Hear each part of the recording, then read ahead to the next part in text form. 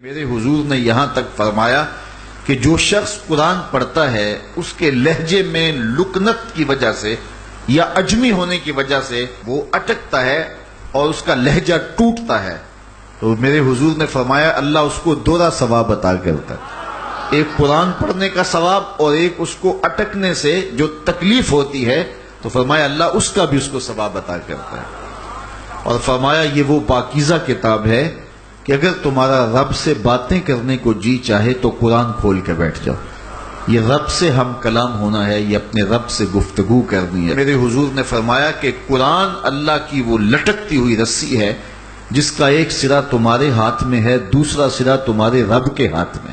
تو خوش نصیب ہیں وہ لوگ جو اس کتاب کے ساتھ جڑ جاتے ہیں اور وہ دھرتی، وہ مقام، وہ جگہیں فیروز بخت ہیں کہ جہاں قرآن مجید کی تلاوت ہوتی ہے۔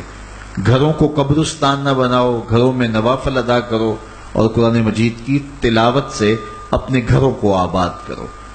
اگر گھر میں روزانہ کی بنیاد پہ قرآن مجید کی تلاوت کا معمول بن جائے تو پھر کوئی جن، کوئی بھوت، کوئی آسیب اور کوئی بدرو آپ کو تنگ نہیں کر سکتی۔ جہاں قرآن کی تلاوت تسلسل کے ساتھ ہوتی ہوگی وہاں جن نہیں ہوگا، وہاں ٹونے نہیں ہوں گے، وہاں جادو نہیں ہوگا، وہاں سایہ نہیں ہوگا، وہاں رحمت الہی کا سائبان تان دیا جائے گا۔ جہاں قرآن پڑھا جائے وہاں نزول باران ہوتا ہے، رحمتوں کی برسات ہوتی ہے۔ اور پھر اگر یہ جگہ اللہ کا گھر ہو، مسجد ہو، تو پھر تو دوہری برکت ہو جائے گی نا۔ وہ میاں صاحب نے کہا تھا نا کہ دودھ اندر جے کھانڈ رلائیے تے مزہ ہو جاوے دونا، کہ دودھ خود بھی میٹھا ہوتا ہے، اس کے اندر اگر چینی بھی شامل کر لی جائے۔ یہ روشنیوں کا منبع ہے، یہ مصدر ہے اجالوں کا۔ اس کتاب سے اتنی روشنیاں پھوٹتی ہیں کہ زندگی کے سارے اندھیرے ختم کیے جا سکتے ہیں۔ یہ طمانیت قلب کا سبب بھی ہے، یہ روح کے اجالوں کا سبب بھی ہے، یہ کتاب زندگی ہے، کتاب حیات ہے۔ اس کے بتائے ہوئے اصولوں کے مطابق اگر زندگی بسر کریں گے تو یہ زندگی بھی خوبصورت ہوگی، اور اس زندگی کے بعد ایک اور شروع ہونے والی زندگی ہے، وہ زندگی بھی خوبصورت ہوگی۔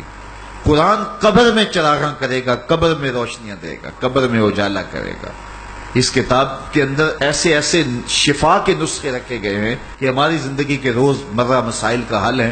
مثال کے طور پہ آج کل ہر بندہ معاشی طور پہ پریشان ہے، تو سورہ واقعہ صرف 3 رکوعوں پر مشتمل ہے۔ اگر یہ معمول زندگی بنا لے تو سورہ واقعہ جہاں ہوگی وہاں نحوستیں اور بے برکتیاں نہیں ہوں گی۔ سورہ یاسین پڑھو گے تو بے پناہ برکتیں اس کے دامن میں رکھی ہوئی ہیں۔ اسی طرح سورہ اخلاص صرف 3 مرتبہ پڑھیں گے تو پورے قرآن پڑھنے کا ثواب نصیب کر دیا جائے گا۔ ایک شخص حضور کی خدمت میں حاضر ہوا اور اس نے حضور سے کہا کثیر العیال ہوں، ذرائع آمدنی بہت تھوڑے ہیں، تو میرے لیے کوئی دعا کیجئے، کوئی مجھے نسخہ بتائیے۔ تو آقا کریم نے اس کو جو نسخہ بتایا سنا، فرمایا جب گھر جائے تو گھر والوں کو السلام علیکم کہہ دیا کرو۔ یہ کتنا سوکھا نسخہ ہے اور کتنا اچھا وظیفہ ہے، گھر والے بھی خوش، اللہ رسول بھی خوش۔ اس کے بعد 1 مرتبہ سورہ اخلاص پڑھ لیا کرو، غربت توڑ نسخہ۔ جب بھی گھر جاؤ السلام علیکم، اس کے بعد 1 مرتبہ سورہ اخلاص۔ اور میرے حضور نے فرمایا کبھی ایسا ہو کہ تو گھر جائے، گھر میں کوئی بھی موجود نہ ہو، تو فرمایا عمل چھوڑنا نہیں، فسلم علیہ، پھر مجھے سلام کہہ دینا۔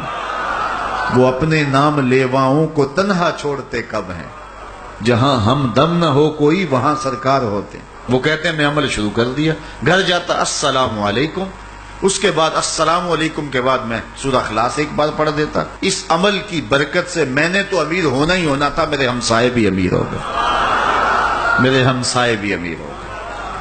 تو قرآن کو اپنی زندگی میں بسا لو، قرآن کو شامل کر لو، دنیا بھی سنورے گی، قبر بھی سنورے گی، نزا کا عالم بھی سنورے گا، حشر میں بھی اجالے ہوں گے، جنت کی بہاریں بھی نصیب ہوں گی، اور رسول اللہ کا ساتھ نصیب ہوگا۔